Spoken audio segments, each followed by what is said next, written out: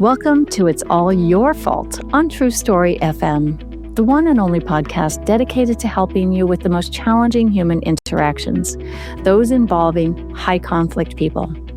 I'm Megan Hunter, and I'm here with my co-host, Bill Eddy. Hi, everybody.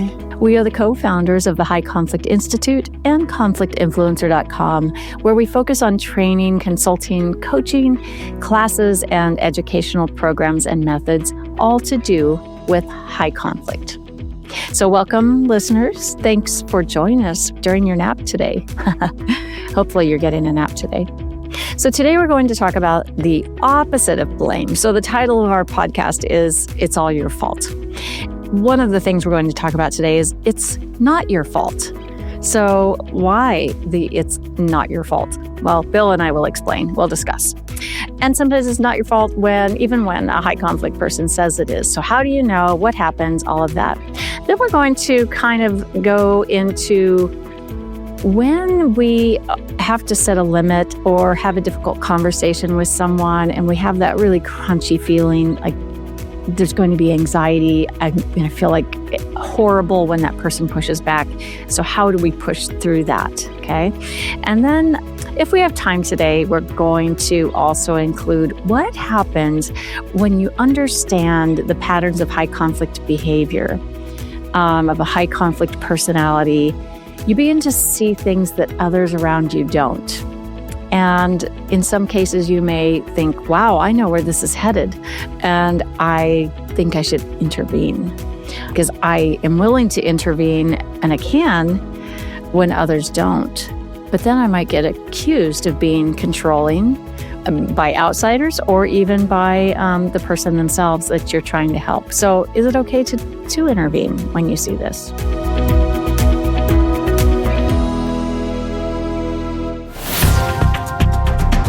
And I just want to give a shout out to Jasmine for talking to us about this topic of it's not your fault. So what is that? There's this trap, right? Taking on what isn't yours when it comes to high conflict. So, you have someone, let's say, that's just high empathy or just normal person with regular empathy for other people. Sometimes we can feel a lot of responsibility when we're blamed for something or, criticized about something. Most generally in a high conflict situation, when the conflict is big, it's confusing and we're often being blamed for something somewhere along the way for something we didn't do. Then we get the question mark over our heads and think, okay, what did I do? What did I do wrong? I need to change. I need to apologize. I need to take on the responsibility and I need to try harder. All right. So that's where we are. So it's confusing. Some of us are fixers and we want to resolve all conflict and be peaceful. So it can be very confusing. So Bill, how do you know when you've taken, let me back up. Why do high conflict people blame? Why do they say it's all your fault? And get us into these situations. Yeah, because that's the defining characteristic of a high conflict person. The number one is that they say it's all other people's fault and they deny responsibility themselves. And so they go around, say, it's all your fault, it's all your fault, it's all your fault. And that's generally a theme for their lives, which actually turns out to be very self-defeating. Because when you think everything is all other people's fault, then you take a position in life that you're a victim, that you're just helpless and things just happen to you and there's nothing you can do. Well, those are actually the least happy people.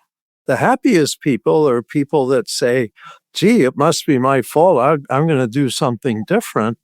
And in life, that's actually a healthier approach. But with high conflict people, because they're so preoccupied with blame, as you said, Megan, we take on blame that isn't ours. Especially if they say it's all your fault. So, oh my goodness, it's all my fault. And you kind of reflect on yourself, go, wait a minute, it's not my fault that they're screaming. Nothing requires being screamed at. And plus, like you said, I didn't do anything wrong. Now, it may be a minor thing is blown up. So sometimes there is something. I've made a mistake, but it doesn't match the emotional intensity and blame that's coming my way. And so I think what we do is look for what's my part in this problem, however small. And then once I figured that out, is do I need to set limits, like you said? Because if I take it all on and I just keep focusing on myself, and reasonable people start out looking at what did I do wrong? What can I do different? And that's healthy.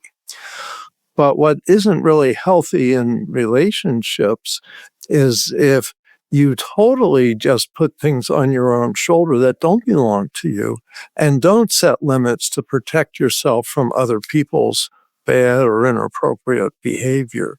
So I think that's the step that we're all learning now in society is there's high conflict people that need us to set limits on them and not just be self-doubting, self-reflective, etc. So we have to take responsibility for our part because there's always a part, but it could be 1%. Like I chose this person that's treating me really badly. Maybe I hired them or dated them or something like that. That might be my responsibility.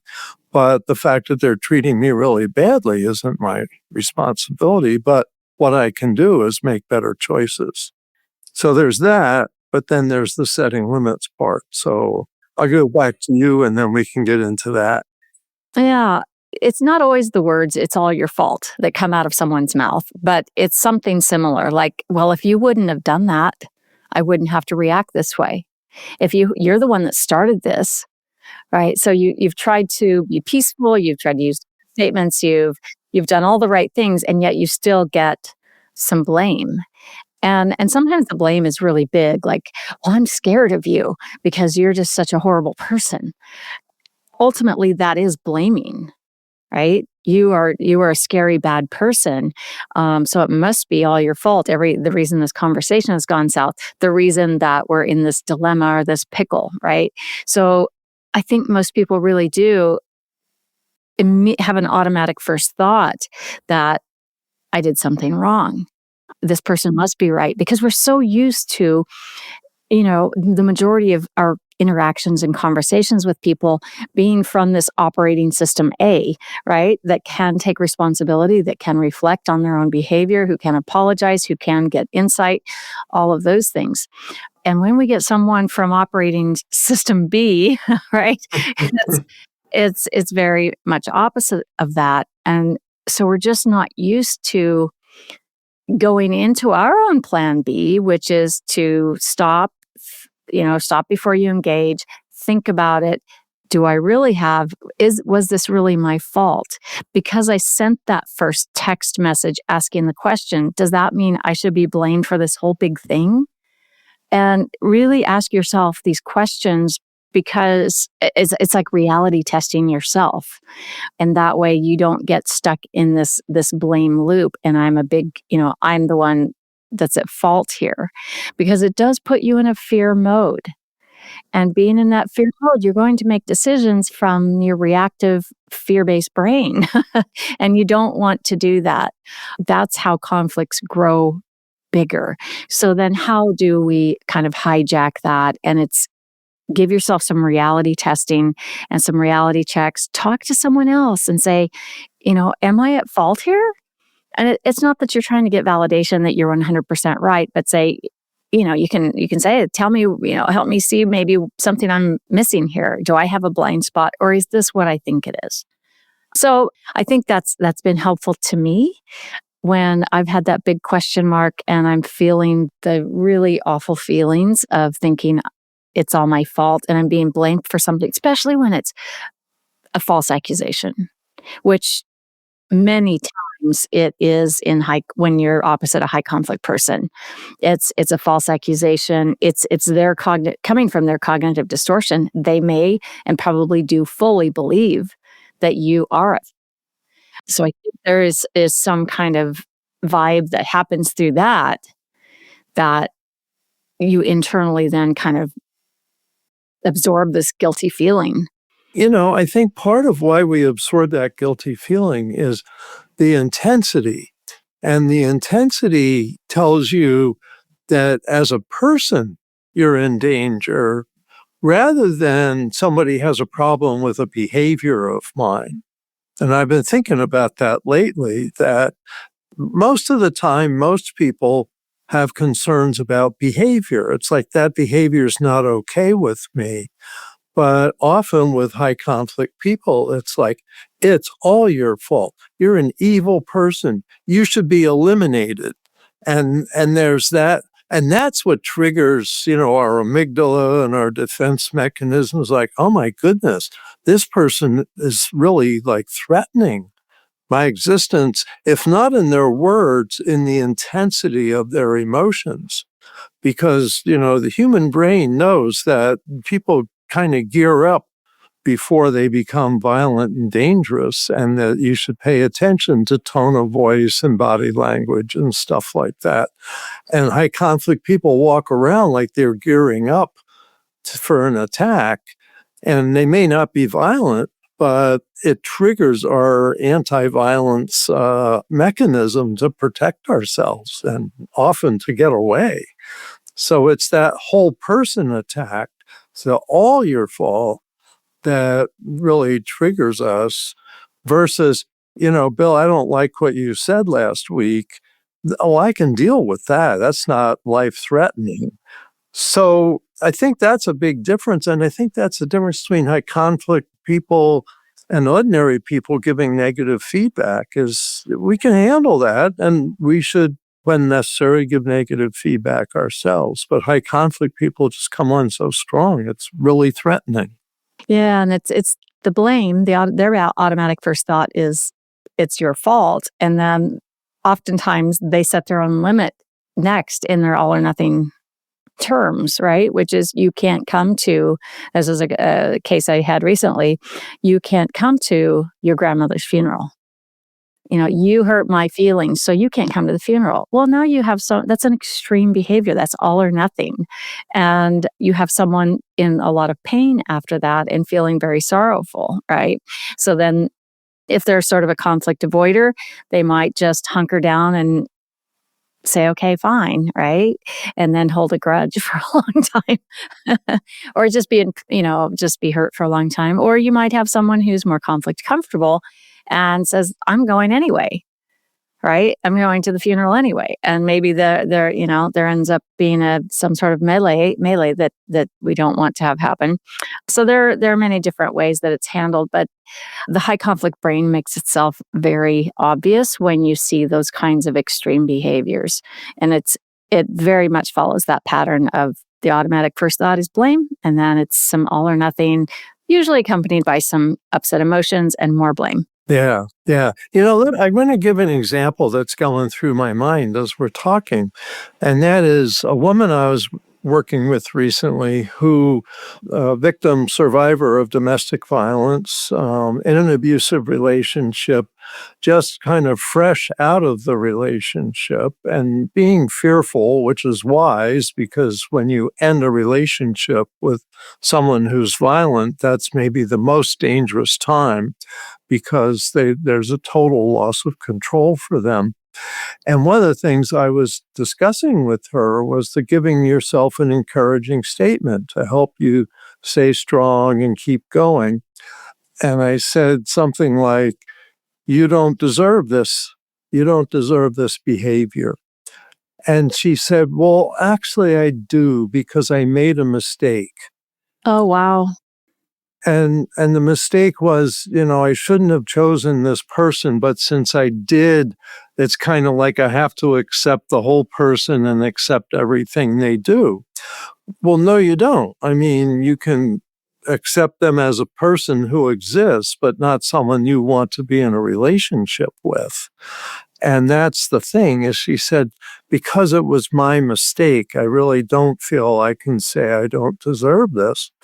And it to me, it was hugely informative, because I think that's what many people go through who are bullied, who are victims of domestic violence, workplace abuse, etc., is they do the natural human thing of going, what can I do different? What's my part in this problem? But they stop there and they take on too much. It's important not to take on what's other people's behavior. And with high conflict people, that's almost always part of the problem. So helping her see that she can say, it's not my fault this is happening to me. I shouldn't be treated this way. That helped her. In other words, Good. There was another piece we added, and she said, I'm allowed to make mistakes. That became Nice. encouraging. I'm allowed to make mistakes. I don't deserve to be physically abused. The fine line between it's not zero my fault, there's always some piece in here that I should take responsibility for. I chose this relationship or something. Or I overreacted, or I said something I shouldn't have. I hear that a lot in conflict, is overreacting. And it may be true that the person shouldn't have said something back that they said, but it's not their fault that they're getting this abuse. And that's the thing, is it's like what's mine is mine and yours is yours. And we need to be clearer on that and then set limits on what's theirs, because they're not setting limits on themselves.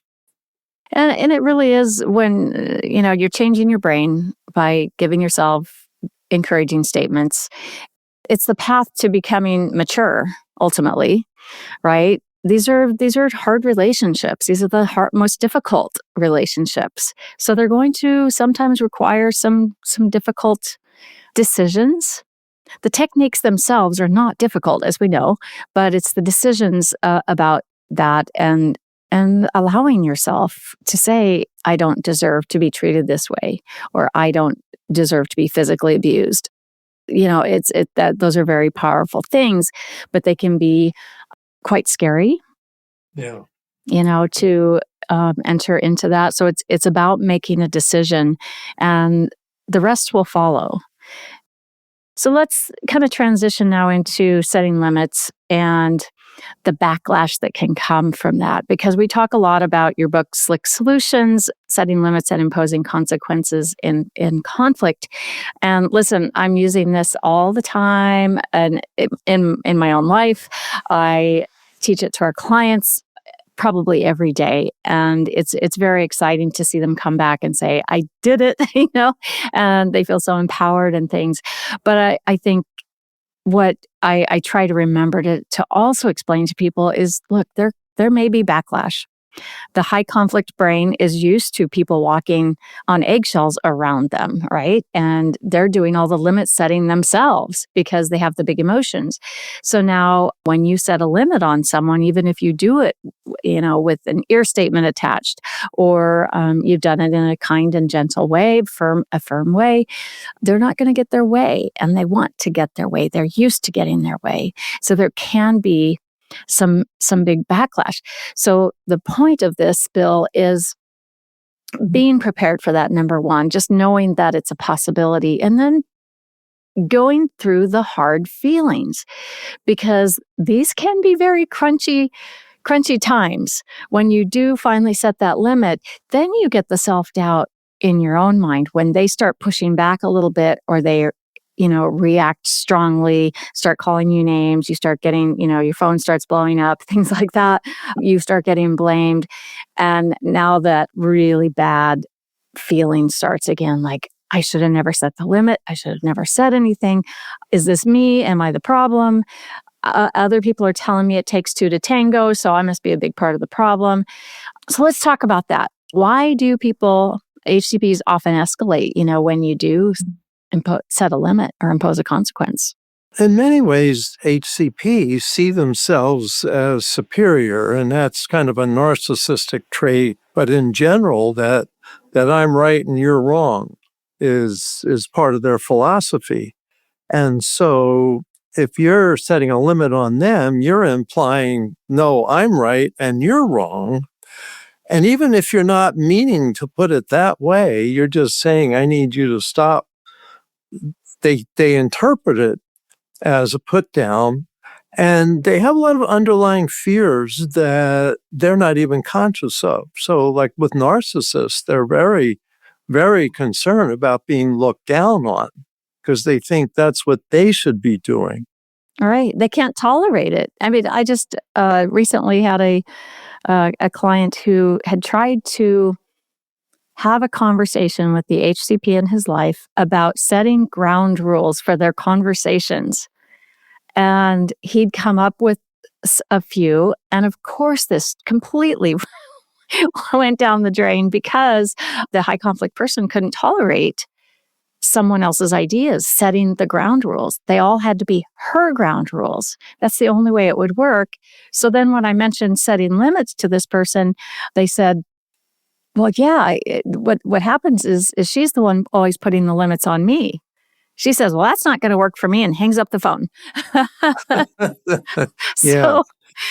It's amazing because you're absolutely right, Megan, that high conflict people are really good at setting limits.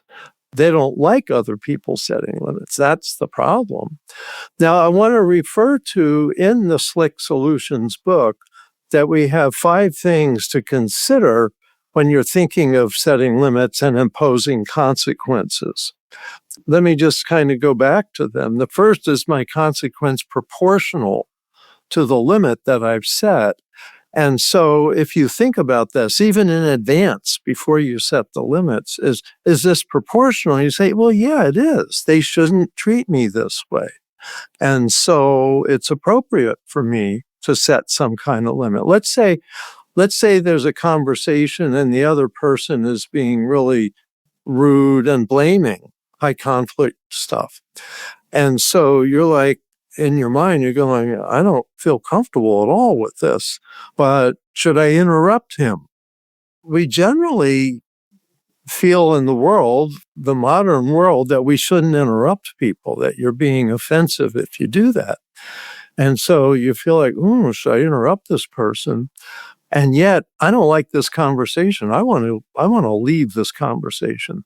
So if you think, is it proportional to say, if you keep talking that way, I'm going to leave the conversation? Yes, it is. It's appropriate.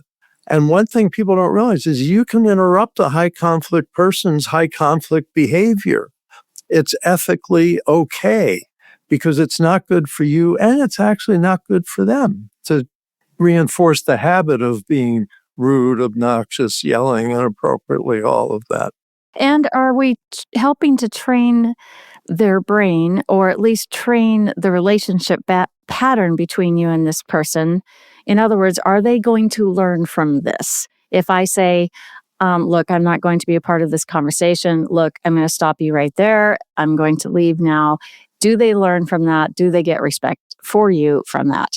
And the reality is, if you repeat that, and it happens like 2 or 3 times, a lot of them start to get it. It's like, oops, I'm not going to go there because I know they're going to walk away. At least they're not going to try that again with you because that's the limit. They may try it with someone else because they like doing that. Maybe it makes them feel... We haven't changed their personality, but we are saying, I have a seat at this table.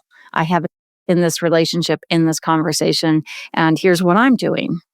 And it can be as simple as that. It's like you can't control their behavior, but you can control yours. So you can say, if you keep behaving this way, I'm going to leave the conversation because that part I have control over. Yep. Okay. Yeah. So I think back to getting through the hard feelings and the, kind of scary sometimes feelings that come with setting limits. And sometimes it's not just an in the moment occurrence. Maybe it's a bigger event. Let's say you tell a business partner that you're leaving the partnership. You tell a roommate that you need them to move out, or something like that. It's going to be tricky for a while, right? Because they're going to be upset for a while. And let's say you have the law on your side. Everything is stacked up in your favor, but it's still uncomfortable. So you have to grow used to, I guess, accepting those uncomfortable feelings, just to expect them to come, because this isn't a normal situation. So it's going to feel uncomfortable, and that's okay. You just can tell yourself, it's okay. When I feel this way, I can override it either by giving myself an encouraging statement, ask a friend, am I crazy here? Or just remind yourself who you are. I'm leaning into what is right and true, right? Have I done anything wrong here? Well, maybe I, handled this one thing wrong. I already apologized for it, done with it. But yeah, this feels uncomfortable. I'm going to have to ride it through to the end, even if it takes 6 months. And a lot of times these, if it's a court case, it can take months, it can take years. But it's okay to feel uncomfortable. You're not going to feel uncomfortable forever. Maybe it's 90 seconds, and it's, allow yourself to breathe through it and remind yourself, this isn't about me. This is, an uncomfortable situation, but I'll get through it. It's fine. And then that's kind of like having exposure therapy. Then the next time it's a little better, and the next time it's a little better. And each time you think about it, you're no longer dreading it, but you have now, the power over your own feelings about it. Right.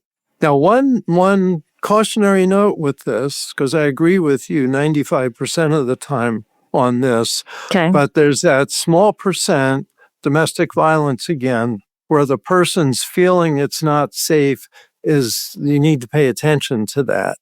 And so the thing to do is go get help and not confront the situation alone. And that's number 5 in our, well, I need help in imposing my consequence. And number 3 is the consequence safe? So when you think about that situation, your feelings may be something to pay attention to, but I agree that 95% of the time, don't let yourself be afraid to set the limit, because you will succeed, and you just need to get comfortable with, hey, I can do that. And the reality is, when you're dealing with reasonable people will listen to you. And even if they don't like your limit, they're not going to fight you about it.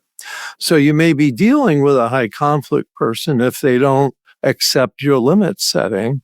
And that's where maybe you get help. Maybe you need to get the police, or you need to get a lawyer, or you need to get a relative to support you in setting a limit.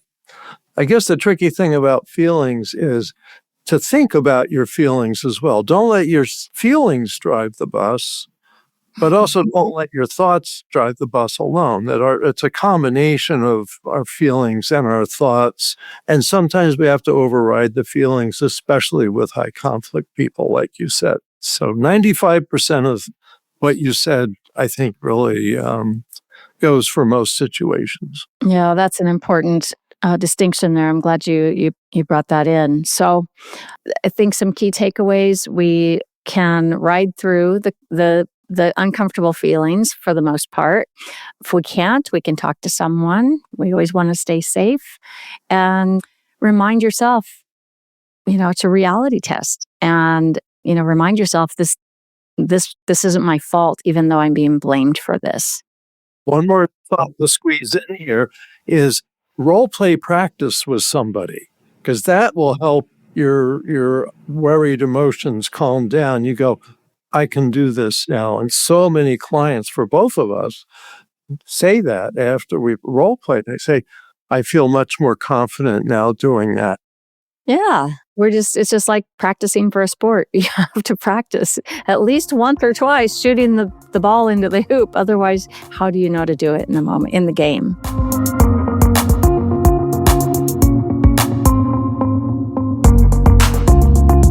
Well, thank you, Bill, and thank you, listeners, as usual, for tuning in and listening to us. We definitely appreciate it. We'll put some links in to our upcoming classes and trainings in the show notes, and Bill's book, Slick Solutions, and lots of other things. If you are wanting to go deeper into managing high conflict behavior in the workplace or for an organization, we have lots of training for that, lots of custom trainings for any organization.